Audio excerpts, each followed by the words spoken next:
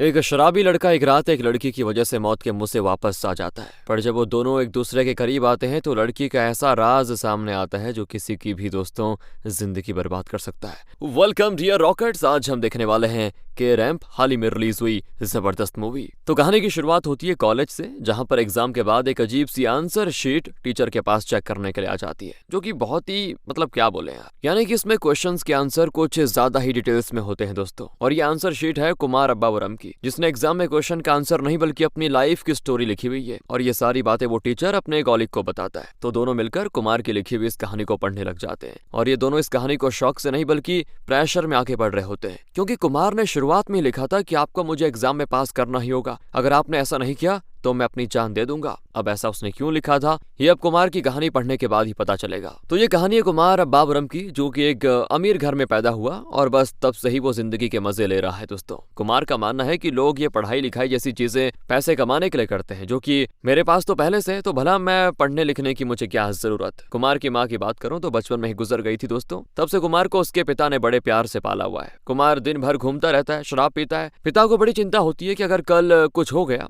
तो कुमार का क्या होगा, इसीलिए पिताजी चाहते हैं कि कुमार सुधर जाए। अब कुमार वैसे तो अमीर है, लेकिन गाड़ी के अलावा उसे और कुछ भी अमीरों वाला पसंद नहीं है। ना तो अमीरों की तरह कपड़े पहनना, ना खाना, और ना ही अमीरों की तरह महंगे पब या बार में जाना। वो बस नॉर्मल शराब वाले ढाबे पे जाकर ही शराब वगैरह पीता है। तो कुमार का एक दोस्त है अनय, जो कि हमेशा उसके साथ रहता है। कुमार के पिता ने उसको 10th में सप्लीमेंट्री में पैसे देकर पास करवाया, और 12वीं में भी कई बार फेल होने के बाद उसके पिता ने इसी तरह जुगाड़ और पैसे लगाकर उसकी स्कूलिंग करवाई। अब कुमार की उम्र तो ज्यादा हो गई है, लेकिन कुमार के पिता चाहते हैं कि वो कॉलेज जाकर पढ़ाई करे और पास होकर दिखाए। लेकिन कुमार उनकी एक नहीं सुनता दोस्तों। पिताजी को भी लगता है कि अगर कुमार की माँ जिंदा होती तो शायद वो ऐसा ये आवारा नहीं होता। फिर कुमार के पिताजी एक पंडित से कुमार के विषय में बताते हैं, तो ये पंडित कुमार के पिताजी को राय देता है कि एक काम करो, लड़के को दूसरी जगह भेज दो, वो सुधर जाएगा। इस पर कुमार के पिता को याद आता है कि कुमार के मामा केरला में रहते हैं, तो वो कुमार का एडमिशन डोनेशन कर एक इंजीनियरिंग कॉलेज में करवा देता है, जहां जाकर उसको पढ़ाई करनी होगी अब। लेकिन कुमार हैदराबाद से केरला जाने के लिए मना कर देता है। वो कहता है कि मैं अपने दोस्त अनय के साथ ही केरला जाऊंगा, अकेले नहीं जाऊंगा, जिसके लिए कुमार के पिताजी राजी हो जाते हैं। लेकिन इस बीच कुमार जब अनय के साथ दारू ठेके पे बैठकर पी रहा होता है, तभी अनय को उसके पिताजी का फोन आ जाता है, जो कि अनय से सवाल करते हैं कि तुम कहाँ हो बेटा। तो अनय बताता है मैं मंदिर में हूँ। अब अनय के पिता वहीं ठेके पर बैठे हुए थे, तो वो अनय को रंगे हाथों पकड़कर उसको बहुत मारते हैं और उसे अगले दिन कुमार के पिता के पास लेकर आ जाते हैं। कुमार के पिता से कहता है वो कि आपके बेटे ने मेरे बेटे को देखो पूरी तरह से बिगाड़ दिया है, अब अगर ये कुमार के साथ रहा तो अपनी जिंदगी बर्बाद कर देगा। तो कुमार का पिता कहता है कि देखो, मैं आपके बेटे को केरला कुमार के साथ भेज रहा हूँ, आप गुस्सा ना करो। कुमार के साथ अनय की पढ़ाई का पूरा खर्चा मैं उठाऊंगा, यहाँ तक कि अगले 4 साल अनय कुमार के साथ केरला में रहेगा, तो उसका बाकी का खर्चा भी मैं उठा लूंगा, कोई दिक्कत नहीं है। तो अब ये चीजें सुनकर अनय के पिता के मन में लालच आ जाता है, और वो अनय को कुमार के साथ केरला भेजने के लिए हो जाता है तैयार। जिसके बाद दोस्तों हम कुमार और अनय को केरला में देखते हैं, जहाँ कुमार पहले दिन तो अपने मामा के घर रुकता है, लेकिन फिर अलग से फ्लैट लेकर रहने में लग जाता है, क्योंकि उसकी जिंदगी में दारू की जगह सबसे ऊपर है, बाकी सब बाद में। दारू के बिना वो चल नहीं पाता। चलिए अब आते हैं कुमार के अंकल पर। कुमार के अंकल का एक बेटा है बंटी, इस वक्त कनाडा में जॉब कर रहा है। कुमार के अंकल की एक अजीब बात है दोस्तों, बात क्या आदत है, वो हमेशा हर औरत की कमर को छू कर देखते थे। अब वो ऐसा क्यों करते थे, इसके पीछे भी कहानी है। असल में जब कुमार के अंकल की शादी के लिए लड़की देखने एक गांव में गए ना ये लोग, तो वहां जब एक रास्ते से वो गुजर रहे थे, तभी कुमार का अंकल का हाथ वहां से जा रही कुछ लड़कियों में से एक की कमर पे पड़ गया, और इस टच से दोस्तों उनको एक अलग ही एहसास हुआ, जिसे वो कभी भुला नहीं पाए। अब उस लड़की का चेहरा तो अंकल को याद है नहीं, इसीलिए उन्होंने अपने पिता को उस लड़की का डिस्क्रिप्शन दिया। उसने कौन सी साड़ी पहनी थी, बाल कैसे बंधे हुए थे, कौन सा सेंट या इत्र लगाया हुआ था, सब कुछ। अब कुमार के अंकल को लगा कि उसके पिता उसकी शादी सेम उसी लड़की से करवाएंगे, तो 1 महीने के बाद उसने अपने पिता के कहने पे शादी कर ली। लेकिन जो अंकल की बीवी थी, उसकी कमर छूने पर अंकल को वो फीलिंग नहीं आई जो उस दिन आई थी उस लड़की की कमर छूने पर। अंकल के साथ धोखा हो चुका है, और तब से आज तक कुमार के अंकल इसी तरह किसी न किसी बहाने हर औरत की कमर को छूकर चेक करते हैं कि शायद मुझे मेरा पहला वाला प्यार वापस मिल जाए, क्योंकि अंकल को विश्वास था कि अगर मुझे वो टच दोबारा फील हो गया तो पक्का वही लड़की होगी वो। इसी के साथ आ जाते हैं अपनी मेन कहानी पर। एक दिन कुमार का झगड़ा एक दारू के ठेके पर कुछ लोगों के साथ हो जाता है, जहां वो सभी लोगों को बड़े आराम से दारू पीते हुए काफी मारता भी है। फाइट के दौरान भी वो शराब पीता रहता है। जिस कारण उस रात कुमार की इस लड़ाई में तो वो जीत जाता है, लेकिन उसने काफी शराब पी ली थी और अब नशे में वो अनय के साथ जाने के लिए बाहर निकलता है। लेकिन नशे की वजह से वो अनय के पीछे बैठने के बजाय दूसरी गाड़ी पर बैठ जाता है और अनय गाड़ी स्टार्ट करके निकल जाता है। कुमार वहीं पे अकेला रह जाता है और ज्यादा शराब पीने की वजह से उसकी तबीयत भी खराब होती जाती है, सांस नहीं ले पाता वो। तब उस जगह एक चर्च की धार्मिक यात्रा निकल रही होती है, जिसमें से एक लड़की अपनी साड़ी ठीक करने साइड में आती है और तभी उसकी नजर कुमार पे पड़ जाती है। इस लड़की का नाम मर्सी होता है दोस्तों। मर्सी कुमार को देखकर पहले उसके चेहरे पे पानी के छींटे मारती है। कुमार कहता है कि मुझे सांस नहीं आ रहा, कुछ करो। और अभी तो मर्सी के साथ जो लोग थे ना, वो भी निकल चुके थे, इसीलिए अब मर्सी कुमार की जान बचाने के लिए उसे माउथ टू माउथ ब्रीदिंग देने लग जाती है। हाँ, उसने कुमार को किस नहीं किया था, फिर भी यहाँ कुमार उसको देखकर पागल हो जाता है और इस हालत में भी कुमार को मर्सी से पहली नजर वाला प्यार हो जाता है। मर्सी इसके बाद कुमार को हॉस्पिटल लेके जाती है, तब जाकर कुमार की तबीयत में थोड़ा सुधार आता है। खैर अगले दिन दोस्तों, जब कुमार के हॉस्पिटल में होने की बात उसके पिता को पता चलती है, तो वो कुमार को देखने के लिए आते भी हैं। उन्हें देखकर कुमार कहता है कि आपको आने की क्या जरूरत थी। कुमार के पिता कहते हैं कि ठीक है, मैं नहीं आऊंगा, लेकिन तुम मुझसे वादा करो कि तुम रोज कॉलेज जाओगे। बाकी तुम्हें रोज कॉलेज ले जाने की जिम्मेदारी अनय की है। अगर वो तुम्हें कॉलेज नहीं लेकर गया ना, उसके अगले सेमेस्टर की फीस नहीं दूंगा मैं और उसे हैदराबाद फिर वापस जाना पड़ेगा, बोल देना। और अब दोस्त के जाने के नाम से कुमार उनकी ये बात मान लेता है और फिर अगले दिन ठीक होने के बाद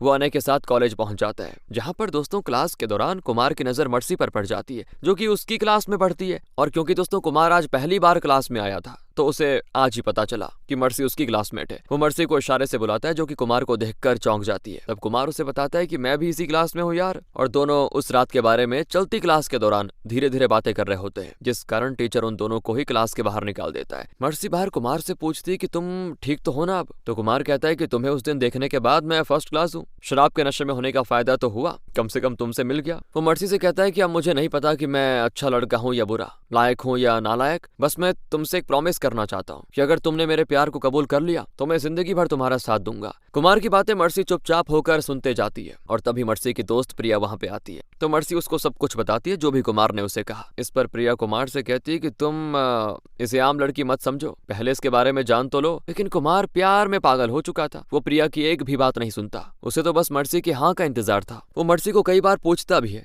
लेकिन मर्सी उसे लगातार अवॉइड करती है। लेकिन कुमार जानता था कि एक दिन तो वो मर्सी को पाकर ही रहेगा। इसी बीच हमें मर्सी को दिखाया जाता है, जो कि अपने अंकल डैनियल के साथ रहती है, क्योंकि बचपन में ही उसके माता पिता की मौत एक कार एक्सीडेंट में हो गई थी, इसीलिए अंकल के साथ रहती है। तो एक दिन कुमार देखता है कि मर्सी ने प्रिया के बर्थडे पर एक केक ऑर्डर किया है, जो कि रात के 12 बजे डिलीवर होने वाला है। 12:05 पे आता है पर वो तो इतनी सी बात पर गुस्सा होकर मर्सी उस केक को फेंक देती है। और फिर एक दिन इसी तरह 15 मिनट में कॉफी लाने को बोलकर वेटर कॉफी को 15 मिनट 10 सेकंड पे लेके आता है, तो मर्सी उस कॉफी को भी फेंक देती है। यहाँ मर्सी के साथ कुछ तो अजीब हुआ था दोस्तों, जो कि हमें दिख रहा है उसके बिहेवियर में, लेकिन प्यार में अंधे हो चुके कुमार को नहीं दिखता। वो तो बस मर्सी को अपनाना चाहता है। मर्सी के बारे में वो अपने पिता से भी बताता है, जिस पर उसके पिता कहते हैं कि जब वो लड़की तुम्हें हाँ कर देगी तो तुम मुझे उससे मिलवा लेना, ताकि मैं देख लूं उसको, उससे पहले नहीं, जब तक वो हाँ नहीं करती तब तक नहीं, क्योंकि मुझे पता है कि कोई नॉर्मल लड़की तुम्हारे जैसे लड़कों को कभी एक्सेप्ट नहीं करेगी। इसी बीच दोस्तों कॉलेज में एग्जाम का टाइम आता है, जिस दौरान कुमार ने तो कुछ पढ़ा लिखा होता नहीं है, तो वो अपने आगे बैठी मर्सी से कॉपी दिखाने को कहता है। इस पे मर्सी कहती है कि मैं तुम्हें चीटिंग तो करवा दूंगी, लेकिन बदले में तुम अब मुझे ना तो परेशान करोगे और ना ही मेरा पीछा करोगे, बोलो। मर्सी की यह शर्त कुमार मान लेता है और मर्सी साइड होकर कुमार को अपनी कॉपी दिखाती है। वो जो भी लिखते जा रही थी कुमार बिल्कुल डिक्टो छापता है। और यहाँ तो मुझे भी अपने स्कूल के दिन याद आ गए यार, मैं टॉपर था अपनी क्लास का, सभी को कॉपी दिखाया करता था इसी तरह, मजाक नहीं कर रहा। खैर कुमार सब कुछ देखकर लिख डालता है। फिर वो एग्जाम के बाद मर्सी से जाकर पूछता है कि मैं पास तो हो जाऊंगा ना। मर्सी कहती है कि मैं हर बार क्लास में टॉप 5 में आती हूँ, तुमने मेरी कॉपी करके लिखा है तो कम से कम टॉप 10 में तो आ ही जाओगे। और ये सुनकर कुमार की आंखों में आंसू आ जाते हैं कि पहली बार टॉप 10 में आऊंगा मैं। रिजल्ट के दिन वो जल्दी से जाकर नोटिस बोर्ड पे चेक करता है कि उसे पता लगता है कि वो तो फेल हो गया। तो कुमार गुस्से में तुरंत मर्सी के पास जाता है कि टॉप 10 कहाँ है, मैं तो फेल हो गया। और दोस्तों मर्सी यहाँ पे लगातार रोती जाती है और कुमार बस उसको डांटते जाता है। इस दौरान इन दोनों को यानी मर्सी और कुमार को साथ में एचओडी ऑफिस में बुलाया जाता है। एचओडी कुमार से कहता है कि तुमने मर्सी की कॉपी की वो तो ठीक है, लेकिन तुमने वो गलतियां भी कॉपी कर ली जो मर्सी ने की थी। साथ ही जो लाइन जिस तरह से मर्सी ने काटी थी उसी तरह तुमने सेम लाइन काट कर लिखी है। तो कुमार जवाब देता है कि मुझे लगा ये किसी तरह का फॉर्मूला होगा।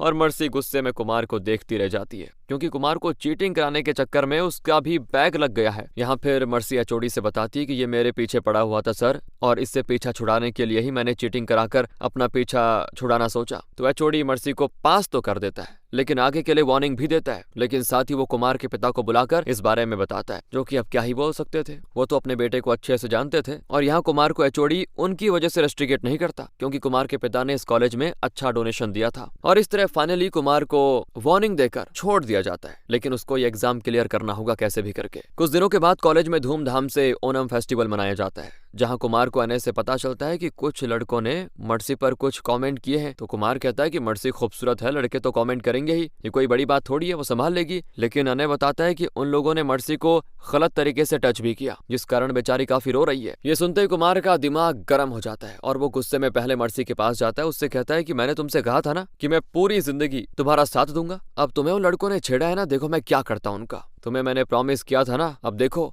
वो निभाया कैसे जाता है। वो मर्सी का हाथ पकड़कर उसके साथ उन गुंडों के सामने जाता है, लेकिन वो लोग उल्टा ही कुमार को पीट देते हैं और इस पर कुमार वापस आता है। उसने लड़ने जाने से पहले मर्सी को शराब की शीशी दी थी, तो वापस आकर वो उस शराब को पी जाता है और फिर वापस उन गुंडों से लड़ने जाता है। पता नहीं दोस्तों, शराब पीकर कुमार के अंदर अलग सी कोई एनर्जी आ जाती है। वो अकेले इस बार सभी गुंडों को मारकर वहीं पे आराम से बैठ जाता है, जिसके बाद कुमार के कहने पर सभी मर्सी को सॉरी बोलकर भाग खड़े होते हैं और मर्सी को ये देखकर बड़ी खुशी होती है। कुमार से वो आकर कहती है कि मैं भी तुम्हें पसंद करती हूँ, लेकिन किसी डर की वजह से तुम्हें बता नहीं पाई, पर अब मुझे पता है कि तुम अपना प्रॉमिस कभी नहीं तोड़ोगे, मेरा साथ कभी नहीं छोड़ोगे। तुमने जो मेरे लिए किया वो कोई नहीं करेगा। मर्सी की बातें सुनकर कुमार खुश हो जाता है और फिर दोनों किस करते हैं दोस्तों। इसके बाद कुमार मर्सी से शादी की बातें करने के लिए अपने पिता और मामा को उसके घर भेजता है। मर्सी के अंकल डैनियल को ये रिश्ता मंजूर होता है, लेकिन वो कुमार के पिता से मर्सी के बारे में कुछ कहना चाहते हैं, जो देखकर डैनियल की पत्नी उसे मर्सी के बारे में वो बात कहने से रोक देती है। कोई बात होगी दोस्तों बहुत जरूरी, वो कहती है एक बार मेरी बात मान लो,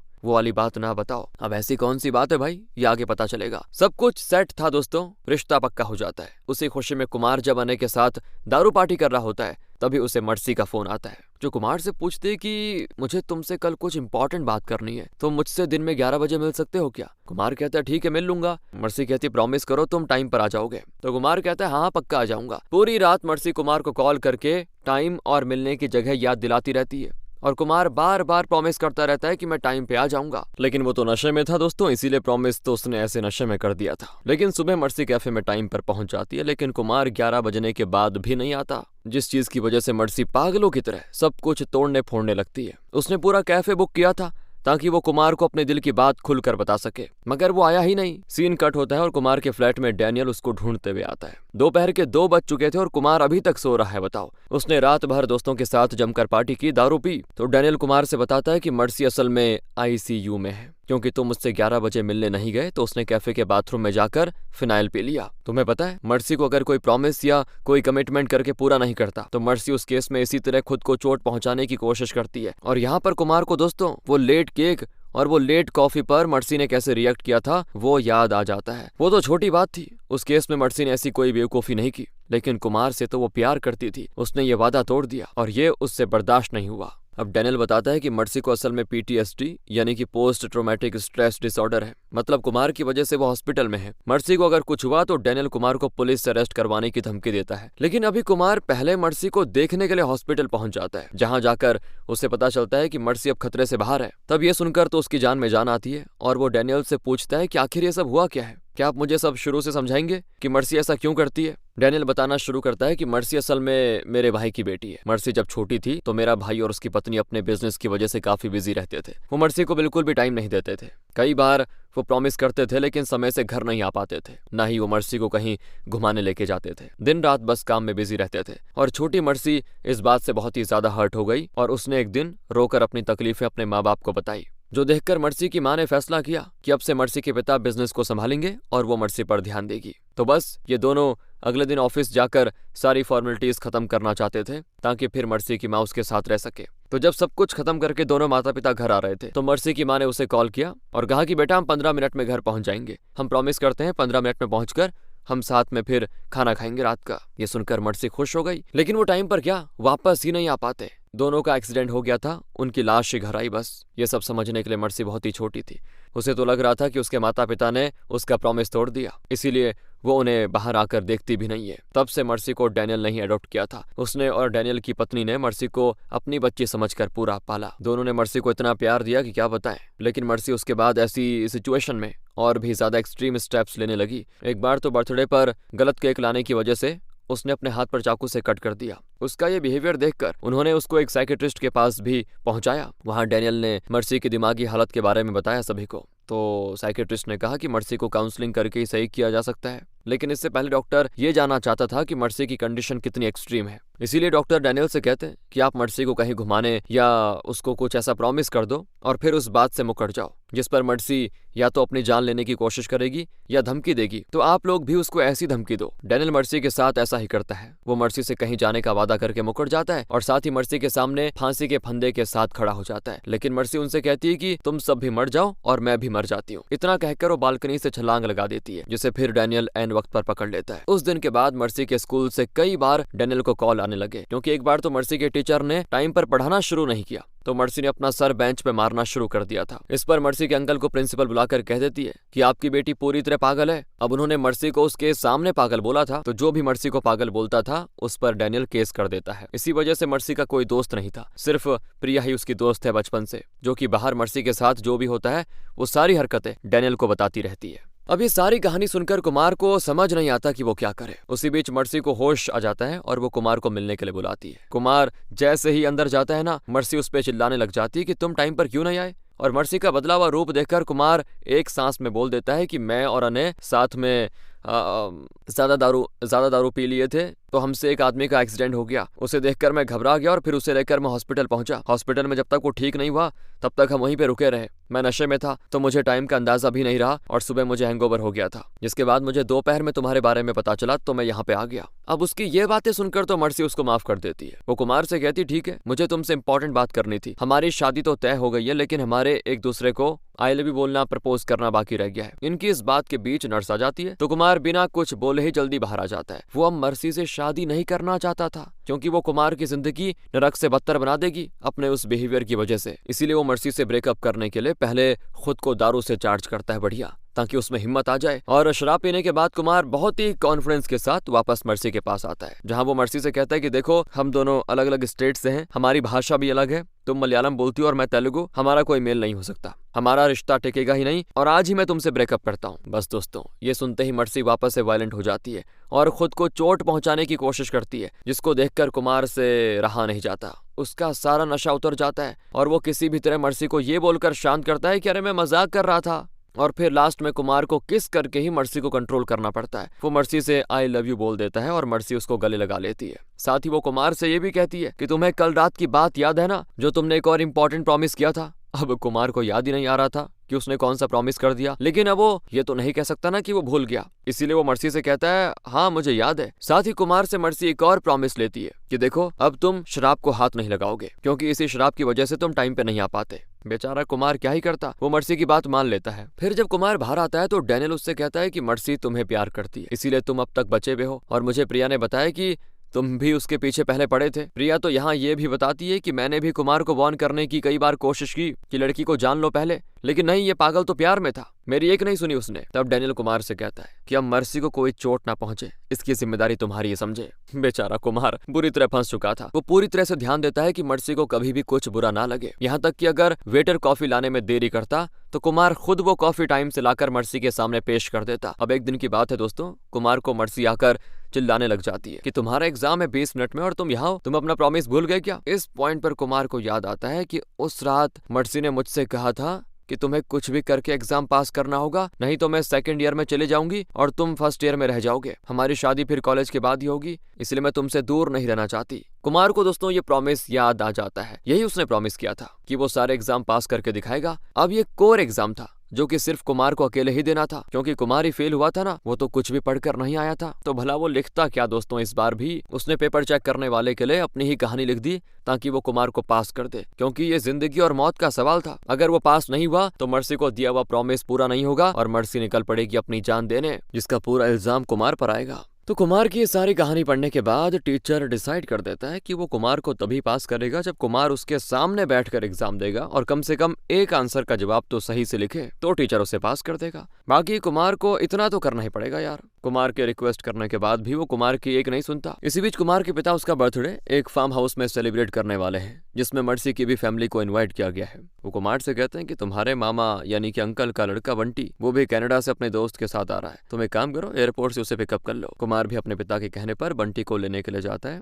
जिसके साथ उसका दोस्त भी है। अब बंटी बहुत दिनों के बाद कुमार से मिलता है तो कुमार से वो कहता है कि यार इतने दिनों के बाद मिले हो तो बियर तो बनती है। कुमार कहता है भाई मैंने छोड़ दिए यार, अब नहीं पीता मैं। तो बंटी उसको जबरदस्ती बियर पीने के लिए साथ में लेके जाता है। जहां जाते ही मर्सी कुमार को वीडियो कॉल करती है तो कुमार तुरंत अपनी गाड़ी में उस जगह से दूर जाकर कॉल पिकअप करता है और फिर वो बात पूरी होने के बाद वापस बियर पीने आ जाता है। कुमार अपने होने वाली बीवी से इस कदर डर रहा है दोस्तों कि क्या बोले, और ये देखकर बंटी भी दंग है कि बताओ यार ऐसे कौन डरता है। कुमार फिर अपने दोस्तों को टेबल पर छोड़कर बियर लेने के लिए जाता है। तभी बंटी देखता है कि कुमार का फोन तो टेबल पे छूट गया और उसमें मर्सी का कॉल आ रहा है। तो बंटी एक्साइटमेंट में कॉल उठाकर मर्सी को बता देता है कि वो लोग बियर पीने के लिए आए हुए हैं। साथ ही वो वीडियो कॉल के जरिए मर्सी को दिखा भी देता है कि कुमार बियर पीते हुए स्टाइल से चला रहा है। बस दोस्तों होना क्या था, मर्सी पागल हो जाती है क्योंकि कुमार ने प्रॉमिस तोड़ दिया और वो गुस्सा होकर अपने आप को नुकसान पहुंचाने लग जाती है, जो देखकर बंटी की हालत खराब हो जाती है क्योंकि मर्सी अपने हाथ पर कई बार चाकू से वार करती है। जो देखकर बंटी कुमार से कहता है कि यार मैंने मर्सी को बता दिया था कि तुम हमारे साथ बियर पीने के लिए आए हो। बस दोस्तों कुमार ये सुनते ही तुरंत डैनियल को कॉल करके उसे सब कुछ बता देता है कि ऐसा ऐसा है। मर्सी के कमरे में जाकर उसको रोकने के लिए कहता है, जिसके बाद मर्सी दोबारा से कुमार को कॉल करके कहती है कि तुम शराब ऐसे नहीं छोड़ोगे, तुम मुझे आज एक पब में मिलो, वहां सभी शराब पीएंगे लेकिन तुम शराब को हाथ नहीं लगाओगे, टाइम से पहुंच जाना। बेचारा कुमार सोच रहा था कि अच्छा कहाँ मैं इस पागल लड़की के चक्कर में फंसा यार। वो पब में अपने साथ बंटी और उसके दोस्तों के अलावा एनी को भी लेके जाता है, जहां पर मर्सी टाइम से कुमार के पास पहुंच जाती है। दोनों बात ही कर रहे होते हैं। तभी कुमार के स्कूल के फ्रेंड पीछे से कुमार की आंखों को अपने हाथों से ढक लेती है और कुमार उसको छूते ही पहचान जाता है, जो देखकर मर्सी का गुस्सा सातवें आसमान पर पहुंच जाता है और वो भागकर बालकनी में पहुंच जाती है। कुमार बेचारा उसे रोकने की कोशिश करता भी है लेकिन मर्सी ने दरवाजा लॉक कर दिया था। कुमार सिर्फ उसको देख पा रहा था और मर्सी को लग रहा था कि ये कुमार की कोई पुरानी गर्लफ्रेंड होगी। तो कुमार तुरंत अने को कॉल करके कहता है कि भाई मर्सी बालकनी से कूदने वाली है, कुछ भी करके बचा उसको। अभी तक तो कूदने का आइडिया मर्सी को नहीं था, लेकिन कुमार की बातें सुनकर वो सीधा बालकनी से छलांग लगा लेती है। तब तक बंटी लोग एक आदमी की धोती खोलकर मर्सी को बीच हवा में ही कैच कर लेते हैं, फिर उसे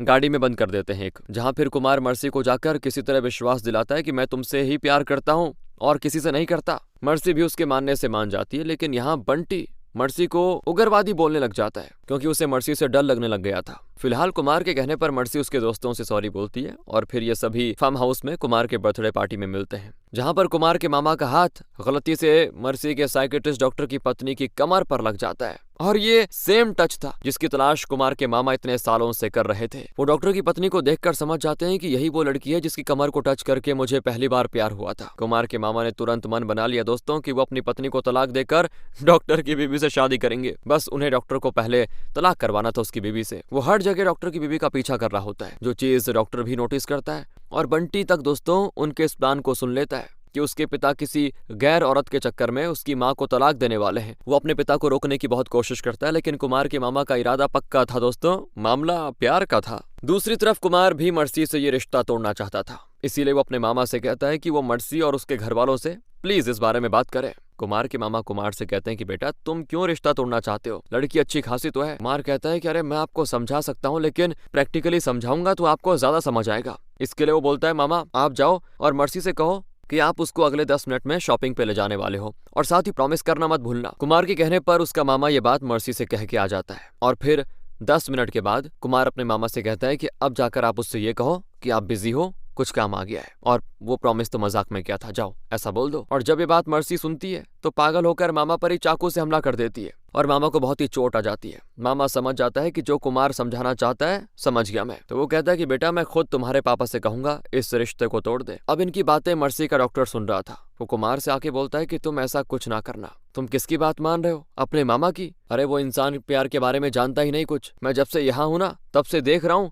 इसकी नजर मेरी बीबी पर है और मुझे पता चला है कि मेरी बीबी को तुम्हारे मामा ने पिछले कई साल पहले देखा था, लेकिन इनको अभी वो नजर नहीं आ रहा जो इनकी अपनी बीबी में प्यार है। ये खुद अपनी बीबी से प्यार नहीं करते, उसको तलाक देना चाहते हैं। बताओ कैसे समझेंगे प्यार को ये? देखो तुम ऐसा कुछ मत करना मर्सी के साथ, मर्सी को तुम्हारी जरूरत है और वो तुमसे बहुत ही प्यार करती है। मर्सी के मामा को दोस्तों यहाँ बात समझ में आ जाती है और उन्हें अपनी गलती का एहसास हो जाता है कि अभी जो उनकी अपनी बीवी है वही उनकी सच्ची प्रेमिका है। मगर अभी भी कुमार के मन में डाउट होता है मर्सी के प्यार को लेकर। हाँ, कि भला मर्सी सभी से ये उम्मीद करती है कि जो सामने वाला प्रॉमिस करे वो पूरा करे, पर तब क्या होगा जब वो अपना लिया प्रॉमिस ही तोड़ दे। इसके लिए कुमार मर्सी से एक प्रॉमिस करने के लिए बोलता है कि मैं तुम्हारे कहने पर एग्जाम तो दे रहा हूँ, मगर उसका जो भी रिजल्ट हो, चाहे पास हो या फेल, हमारे बीच कुछ नहीं बदलेगा। मर्सी पहले नहीं मानती, मगर कुमार के कहने पर वो इसका प्रॉमिस कर लेती है कि एग्जाम का रिजल्ट का असर उनकी लाइफ पर नहीं पड़ने वाला। तो अब कुमार उस कॉपी चेक करने वाले टीचर के सामने एग्जाम देता है, लेकिन उसके ऊपर पास होने का प्रेशर नहीं था। जिसके बाद रिजल्ट वाले दिन कुमार मर्सी को लेकर बताता है कि वो फेल हो चुका है। लेकिन यहाँ मर्सी अपना प्रॉमिस तोड़ते हुए ठीक वैसा ही रिस्पॉन्स देती है जैसे कि वो उस सिचुएशन में देती आ रही है जब कोई उसका प्रॉमिस तोड़े। लेकिन ये सब कुमार ने मर्सी को चेक करने के लिए किया था। वो मर्सी को अपना रिजल्ट फोन में खोलकर दिखाता है कि वो फेल नहीं बल्कि पास हुआ है, और ये देखकर मर्सी कुमार को सॉरी बोलकर गले लग जाती है। लेकिन कुमार समझ चुका था कि उसकी जिंदगी मर्सी के साथ खराब होने वाली है, इसीलिए वो रात में मर्सी का प्रॉमिस तोड़कर खूब शराब पीता है, जहाँ पर उसके मामा भी मौजूद होते हैं, साथ ही अने भी होता है। यहाँ कुमार से मिलने के लिए डैनियल आता है, जो कि उससे कहता है कि मुझे मर्सी की दिमागी हालत देखकर नहीं लगता कि कोई उसकी जिंदगी में कभी आएगा। हमेशा पहले डर बना रहता था कि वो अकेली रह जाएगी, पर तुमने एग्जाम पास करके उसके प्रॉमिस को नहीं तोड़ा, तो मुझे विश्वास हो गया है कि तुम उसका अच्छे से ख्याल रखोगे। उसकी ये बातें सुनकर नशे में कुमार बोल देता है कि आपने हमेशा मर्सी के बारे में सोचा है, कभी मेरे बारे में सोचा है कि जिंदगी भर उस पागल लड़की के साथ मैं कैसे रहूंगा? आप चाहो तो मर्सी को पागल बोलने के लिए मुझे केस कर लो, लेकिन दबाने से सच नहीं बदल जाता। वो सिर्फ अपने बारे में सोचती है। भला कौन उसको एक तरफा बिना किसी उम्मीद के प्यार करेगा? कौन सहन करेगा उसे? बात बिगड़ती हुई देखकर कुमार के मामा डैनियल को अलग में ले जाकर बैठाते हैं और खुद कुमार से बात करने जाते हैं कि वो किस लहजे में बात करे। कुमार कहता है कि अब आप ही बताओ कि मर्सी को कौन सहन करेगा? कभी ऐसा प्यार देखा है आपने जहाँ एक आदमी दूसरे आदमी को सारी गलतियां टॉलरेट करके उसे माफ करता जाए और प्यार करता जाए? तो मामा उसे थप्पड़ लगा देते हैं और कहते हैं कि मैंने ऐसा प्यार देखा, ऐसा प्यार तुम्हारे पिता तुमसे करते हैं। वो चाहते तो दूसरी शादी कर सकते थे, लेकिन नहीं, उन्होंने तुम्हें अकेला ही पाला। जो भी बच्चे उनके नीचे काम करते थे उनके बच्चे पढ़ाई में तुमसे आगे थे। वो तो शर्मिंदा होते थे। तुमने जब 10वीं में दारू पीना शुरू किया पहली बार, उन्हें तुम बेहोश मिले, तब भी सभी उनके बारे में बहुत अजीब अजीब बातें करते रहे, लेकिन उन्होंने तुमसे कुछ नहीं बोला। और तुम्हें क्या लगा तुम्हारे पिताजी के पास पैसा ज्यादा है इसीलिए उन्होंने अने की फीस भरकर उसे तुम्हारे साथ यहाँ भेजा? नहीं, बल्कि इसलिए भेजा ताकि तुम अकेले ना रहो। और अब तो तुम उनका फोन उठाते नहीं, इसीलिए वो हर रोज तुम्हारा हालचाल अने से लेते रहते हैं। तुमने खाना खाया नहीं खाया, सोए कि नहीं, क्या कर रहे हो, ये सब रोज अने को कॉल करके पूछते हैं वो। मगर क्या कभी तुमने उनसे प्यार से बात की? नहीं, कभी नहीं। सीखना है तो उनसे सीखो कैसे सब कुछ सहन करके प्यार किया जाता है। बच्चा बड़ा होकर कामयाब या नाकामयाब हो सकता है, लेकिन माँ बाप अपने बच्चे के प्यार से परवरिश करने में कभी नाकामयाब नहीं होते। और दोस्तों यहाँ मामा ने ये सब बोलकर कुमार की आंखें खोल दी थी। तभी उसके फोन पर उसके पिताजी का कॉल आता है, जिनसे वो बाहर जाके कॉल करता है। वो फोन उठाकर अपने पिता से कहता है कि पापा, आप जानते हो अगर माँ आज जिंदा होती तो मेरी परवरिश उतने प्यार से नहीं कर पाते जितनी प्यार से आपने की। और उसकी ये बातें सुनकर कुमार के पिता की आंखों में आंसू आ जाते हैं। दोस्तों वो अपने बेटे से कहते हैं कि बेटा तू बस जल्दी घर आ जा। पिता से बात करके दिल हल्का करने के बाद अपनी कही बात की माफी मांगने के लिए कुमार डैनियल के पास जाता है, क्योंकि उसने डैनियल का भी दिल दुखाया था। वो कहता है कि मुझे समझ आ गया कि मुझे अब जिंदगी में मर्सी के साथ ही सारा सफर बिताना है, क्योंकि मैंने ही उससे वादा किया था कि मैं जिंदगी भर उसके साथ रहूंगा, उसे कभी छोड़कर नहीं जाऊंगा। लेकिन अब मैं उसकी इस प्रॉब्लम को खत्म कर दूंगा। डैनियल कहता है कि बेटा जब मैं या उसका डॉक्टर 20 साल में उसकी प्रॉब्लम को ठीक नहीं कर पाए तो तुम भला क्या करोगे? कुमार कहता है कि मैंने कुछ सोचा है। मर्सी दिल की तो अच्छी है, ये तो पक्का है, बस उसे कोई समझने वाला चाहिए। वो मुझसे प्यार करती है तो ये काम मैं ही करने वाला हूँ। कहानी कुछ दिन आगे बढ़ती है दोस्तों। कुमार अचानक से गायब हो जाता है। उसे उसके पापा भी ढूंढ रहे होते हैं, क्योंकि कुमार बिना बताए कहीं चला गया। उसका फोन भी स्विच ऑफ है। अब मर्सी यहाँ डैनियल से ये कहती है कि कुमार ने मुझसे कभी ये प्रॉमिस नहीं किया था कि वो बिना बताए कहीं जाएगा भी नहीं, और ना ही उसने ये प्रॉमिस किया था कि वो कभी अपना फोन स्विच ऑफ नहीं करेगा। अब कुमार ने ऐसा कोई प्रॉमिस किया ही नहीं था, तो मैं उसका इंतजार करने के अलावा कुछ कर नहीं सकती। वो दोस्तों 1 हफ्ते, 2 हफ्ते और फिर 3 हफ्ते उसका इंतजार करती है, लेकिन कुमार नहीं आता। मर्सी को इन दिनों के बीच अपनी वो सारी गलतियां याद आ जाती हैं जिनकी वजह से कुमार परेशान हुआ था। फिर एक दिन कुमार डैनियल को कॉल करके मर्सी को एक जगह लाने के लिए कहता है। ये टमाटो फेस्टिवल चल रहा था, वहां पर कुमार मर्सी से मिलता है। मर्सी कुमार को देखते ही उस पर गुस्सा करने लगती है कि तुम कहाँ चले गए थे? कुमार कहता है कैसा लगा अपनी ही दवा खाकर? तुम्हें जब ये पता था कि मैं लौट कर जरूर आऊंगा तब तुम्हें मेरे जाने से इतनी तकलीफ हो रही थी, लेकिन जब तुम मेरे साथ या अपने परिवार के साथ छोटा सा प्रॉमिस तोड़ने की वजह से अपनी जान देने की धमकी देती हो हमें, तो हम पर क्या बीतती होगी पता है कभी, जहाँ से तुम कभी लौट कर भी नहीं आ पाओगी फिर अपनी जान देने के बाद। तुम्हें एक बात बताऊं, तुम उस वक्त बच्ची थी जब तुम्हारे माता पिता मरे, तुम सिचुएशन को नहीं समझ पाई, और अब तो तुम समझ सकती हो ना। मैं इस पूरे टाइम तुम्हारे अंकल डैनियल के साथ टच में था, वो तुम पर नजर रख रहे थे। तुमने कई बार अपनी जान देनी चाहिए, लेकिन तुमने फिर खुद को रोका। तो बस मैं यही समझाना चाहता हूँ कि तुम जिस तरह उस वक्त मेरे प्यार की वजह से रुक गई और मेरा इंतजार करने का फैसला किया, तो इसी तरह अब जब भी तुम्हें ऐसा ख्याल आए तो कम से कम 2 सेकंड रुक कर सोचो कि तुम क्या करने जा रही हो, और तुम्हारे इस कदम से तुम्हारे अपनों को कितनी तकलीफ होने वाली है, ये सोचो जरा। मर्सी यहाँ अपनी गलती मानती है कि वो गलत थी, और वो खुशी खुशी कुमार को गले लगाकर कह देती है कि अब से मैं किसी भी प्रॉमिस से ज्यादा अपने रिश्तों को प्रायोरिटी दूंगी। और इस पॉइंट पर कुमार शराब पीते हुए कहता है कि अगर मैंने शराब पी, तो मर्सी बोलता है कि चलेगा, लेकिन थोड़ी पीना, ज्यादा नहीं। फिर कुमार कहता है कि अगर मैं एग्जाम में पास नहीं हुआ या फिर तुम्हें किसी बात पे गुस्सा आया तो? मर्सी बोलती है तुम कॉलेज डिग्री खरीद लेना, और मुझे गुस्सा आए तो मैं रुक कर सोचूंगी और फिर समझ जाऊंगी। अब दोनों को इस तरह से खुश देखकर डैनियल भी बड़ा खुश होता है, क्योंकि जो वो नहीं कर पाया वो कुमार ने प्यार में कर दिखाया। लेकिन एने के कुछ समझ में नहीं आ रहा था। वो कुमार से पूछता है कि भाई ये बता कि मर्सी को ठीक करने का ये आइडिया तेरे पास आया कहाँ से? कौन है वो जिसने तुझे बेहतरीन आइडिया दिया? कुमार कहता है तुम्हें बता रहा हूँ, किसी को बताना मत। ये आइडिया मुझे किसी और ने नहीं बल्कि एआई यानी चैट जीपीटी ने दिया। मैंने उसको अपनी प्रॉब्लम बताई, उसने साथ ही सब कुछ बता दिया। इसी के साथ दोस्तों ये कहानी यहाँ पे खत्म होती है। बाकी अगर आपको अच्छी लगी तो लाइक करें, शेयर करें। मिलते हैं आपसे अगली वीडियो में, ध्यान रखेगा अपना, and finally thanks for watching.